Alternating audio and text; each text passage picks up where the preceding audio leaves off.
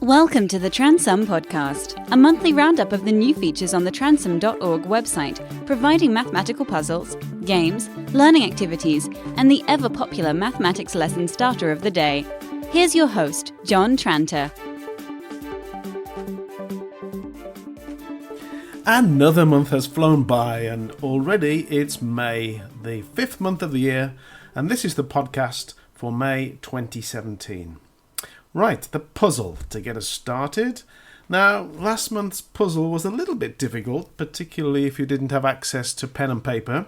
So this one's a little bit easier. And it's about Mac, who's taken 7 maths exams already this year. His average mark is 78%.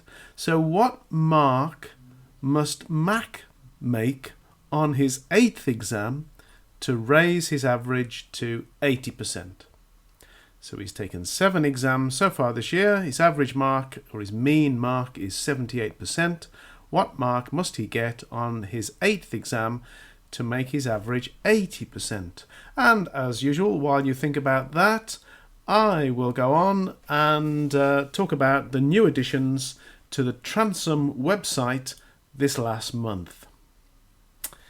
Right, the first one I'm quite excited about. It's a game called the Manifest game, or Manifest, just Manifest I think. And it's very simple in terms of its rules, but the strategy, well, I'd like you to have a go at this game and see what you think. It's the rules are that players take it in turns to arrange 10 cards, numbered 0 to 9. They have to make a single-digit number, a 2-digit number, a 3-digit number, and a 4-digit number. And these two players are doing this while the other player can't see. When that has been completed, the two players come together and reveal their numbers. The person who gets the highest 1-digit number gets 1 point. The person who gets the highest 2-digit number gets 2 points, and so on. So, on the Transum website, we have the Manifest game, which is the sort of the interactive version of this game. You can play against another player or against the computer. And the first one to get 50 points can win a trophy. If you do get a chance to play this game, either yourself or with your class, please let me know how you get on and whether you have any thoughts of what your strategy should be. Okay, the second thing is a little program called Screen Test, which takes some choice YouTube videos and presents 10 memory questions on these videos. There used to be a TV program, a children's TV program years ago called Screen Test, and the contestants were shown a clip from a film of the day, and they had to answer these questions. So this is like the mathematical version, I suppose. The questions are all mathematical. So it's a bit of a change from what you may normally do in your maths lessons. Screen Test. The links to all of these things that I'm talking about now can be found in the newsletter. That's transum.org/newsletter. The next thing is an online quiz with 5 different levels of activities about bearings, 3-figure compass bearings. And level 2 is actually a measuring activity where you have to measure the angle of the bearing with a protractor that's provided on screen. And each level gets harder and harder, I suppose. So it's got a lot of potential for different students. But I would say that if you were ever teaching bearings, always begin with the visual aid that's on the Transum website called plane bearings, where a plane flies in different directions and you have to estimate the bearing that it's flying at. So a good sense of estimating bearings is very useful before you start the questions where you have to calculate the bearings. You are listening to the Transum Podcast. You can find Transum Mathematics at www.transum.org.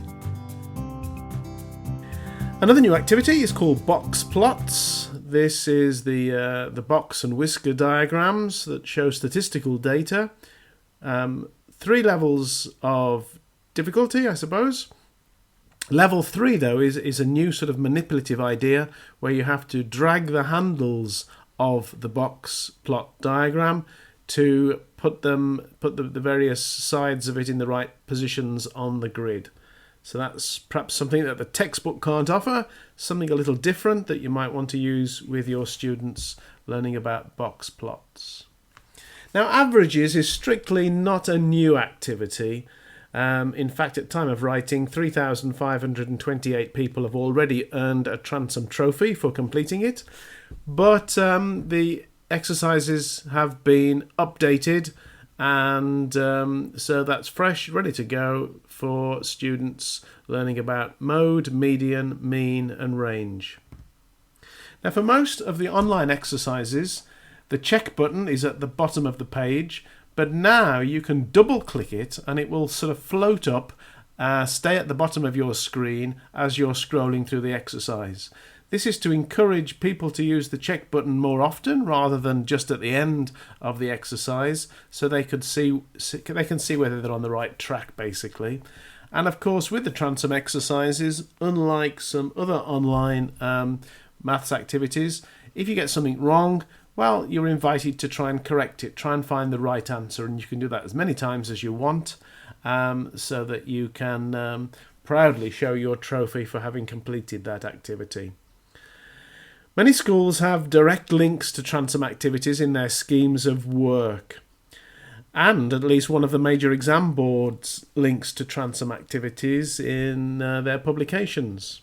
So there is now a short URL for each activity. If you scroll down the page, you'll find it somewhere near the bottom, and it just makes it easier to copy and paste into your documentation, or even to show or to send out by email to students, so that they can access the activities that you want them to. It's not too long now until some of your students sit the brand new GCSE 9-1 exams. Most people have talked about the numbered grading system and how that will be understood by those outside education, because they, of course, have been used to the lettered grades. Now, when I took my O-levels back in 1974, it was also a numbered system, but that system was going in the opposite direction, so the top grade was a grade 1. Now, I heard an amusing reflection on this new grading system on the BBC News Quiz. So, just for your entertainment, here it is. In Basingstoke, and indeed hordes of other filthy people for sending that in. Andy, why is 1, 2, 3 not as easy as ABC? Well, somebody decided that we needed to radically reform our exam system because, well, it was a Tuesday. It had been at least a week since anybody tinkered with anything at the Department of Education. So the radical reform that they went for is that they'd overhaul the exam grading system, and that they would take the revolutionary step of replacing the letters with numbers. Because as we all know, every day I meet somebody who's saying, you know, what the hell is a grade A? I can't get my head around what that signifies. You know? So they decided that they would replace the grades that are letters with 9 numbers. And obviously, the obvious thing to do is to make, you know, grade 1 the best grade. That's the obvious thing to do if you're a normal person. But no, they decided to go the other way. They decided that the highest grade will be 9 because, you know, that makes sense, as in, oh, he's the best in his field, he's the absolute number 9. You hear that? You hear that all the time. It's not been welcomed very widely. It's causing a lot of confusion among pupils and parents and teachers and employers. And I think probably the best course of action now would be for the Department of Education to get checked for obsessive-compulsive disorder. They've made it so that 9 is the top grade, right? It's so that they can keep adding grades onto the top. At some point, literally like Spinal Tap, they are just going to turn it up to 11 rather than making it 10 louder. There's something about schools that makes politicians go mad. So Theresa May's rationale for bringing in grammar schools, selective education, she wants every child to have a good education, which is the maddest thing that anyone said about it.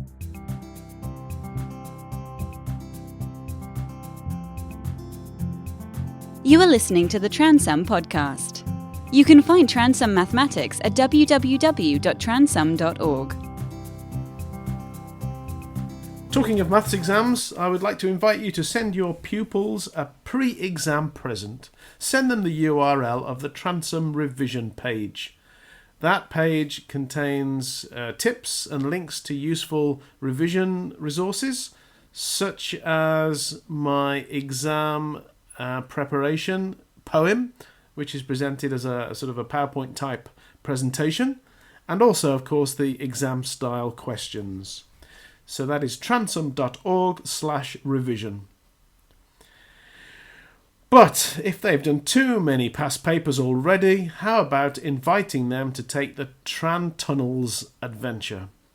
This is sort of a little mini adventure game type thing with lots of GCSE style content along the way and music provided by the Goldberg Variations. Tran Tunnels. Look it up if you haven't done it already. So finally, here is the answer to this month's puzzle. In order for his average mark on the 8 exams to be 80%, the total of the percentages on all 8 exams must be 8 times 80, which is 640. So far he's done 7 exams, and his average is 78. So 7 times 78 is 546. Therefore, the mark he must earn on the 8th exam is the difference between those two totals, 94 or 94%. Did you get it? Hope you did. That's all for this month. Bye.